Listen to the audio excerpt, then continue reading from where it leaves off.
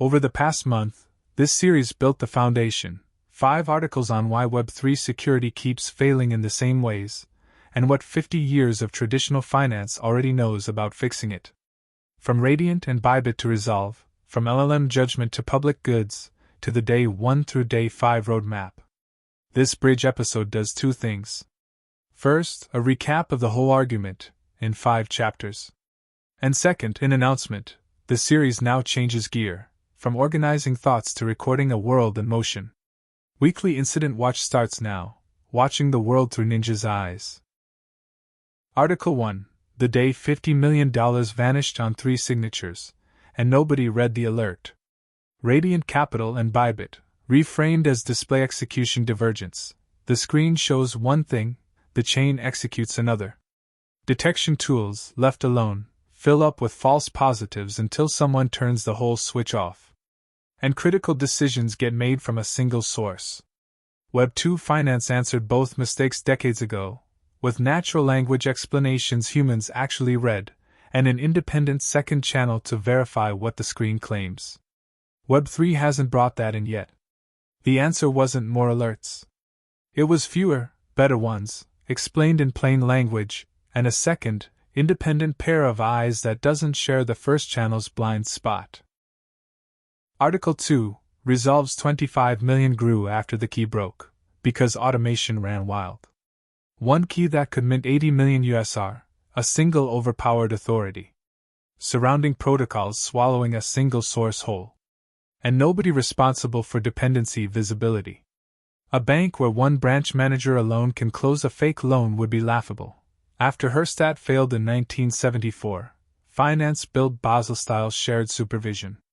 DeFi calls itself trustless, but it's tied together by strings of trust, and something has to verify those strings independently. That's what position intelligence is for. When a bank takes real estate as collateral, it cross-checks official prices, appraisals, inspections, and market comparables for independent sources. Position intelligence brings that habit to DeFi dependencies. Article 3. Don't ask the LLM, is this safe? A machine that generates answers probabilistically is broken, from first principles, as a security judge. Even at temperature zero, floating point rounding and GPU scheduling leave hardware-level non-determinism. The official documentation promises only best effort determinism. Financial audit runs on reproducibility, explainability, and traceability, wisdom built on the premise that humans make mistakes. Long before LLMs, banks rejected neural networks as black boxes and chose logistic regression and gradient-boosted trees instead. Verifiability before accuracy. The agentic era shouldn't throw that away, because the feedback loop of verifiable failure is how every field, medicine, engineering, finance, law, has ever improved. Article 4. From Trail of Bits 11 Examples to 90 Million. The name Not So Smart Contracts honors the 11 vulnerability patterns they published in 2017. Open Zeppelin, Forta, Seal 911, Immunify, ZachXBT. Without that lineage, today's Web3 security doesn't exist. Web2 has CVE and CWE, a 40-year public goods infrastructure.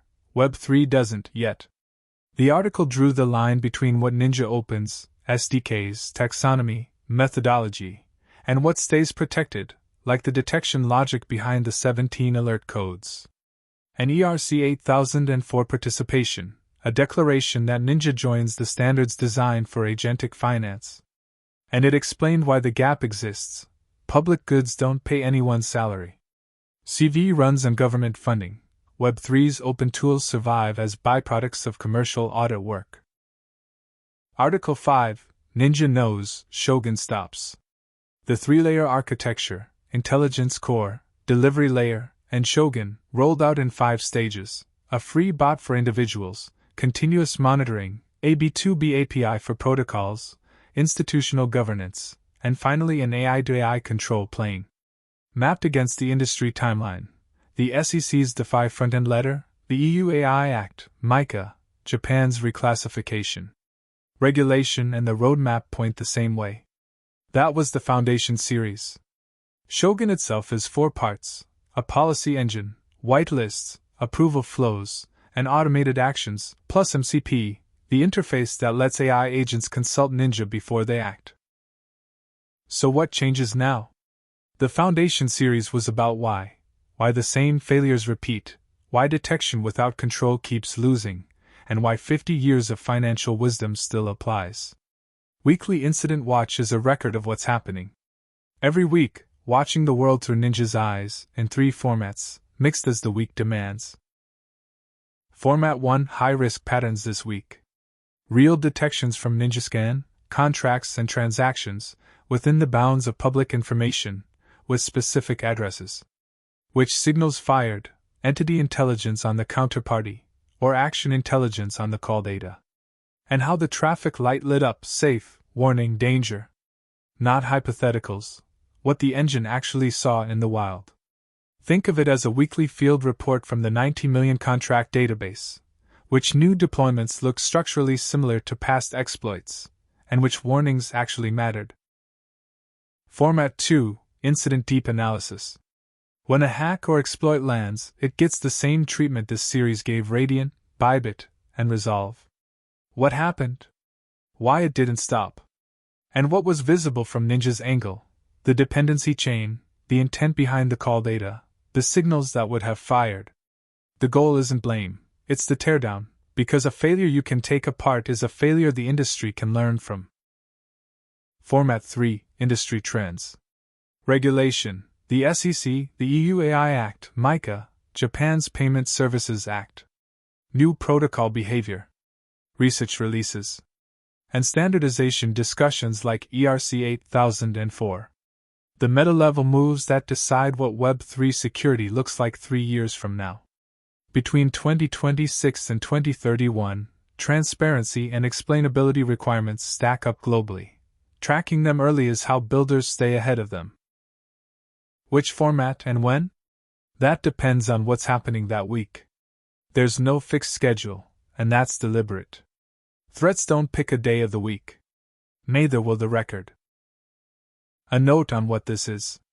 This isn't company PR, it's a personal account, one person's ongoing record of thinking about security in the agentic finance era. And it's interactive. If you see a suspicious contract or transaction, run it through the NinjaScan bot. If the result looks wrong, or you think something was missed, say so. That is exactly where Ninja's learning loop starts. If you run a DeFi protocol struggling with dependency visibility or monitoring, if there's an industry topic you want covered, or if you're a fund manager or grant reviewer looking at the technology, the door is open. Foundation was about organizing thoughts. Season 1 is about recording a world in motion. The next episode starts from the most important event Ninja observes this week, and what that turns out to be gets decided by watching the world for 1 week. If this series does its job, it becomes a way to see the world through different eyes. Try NinjaScan, follow along for the weekly watch, and for proof of concept, investment, or grant conversations, the contact is open. Weekly Incident Watch starts now.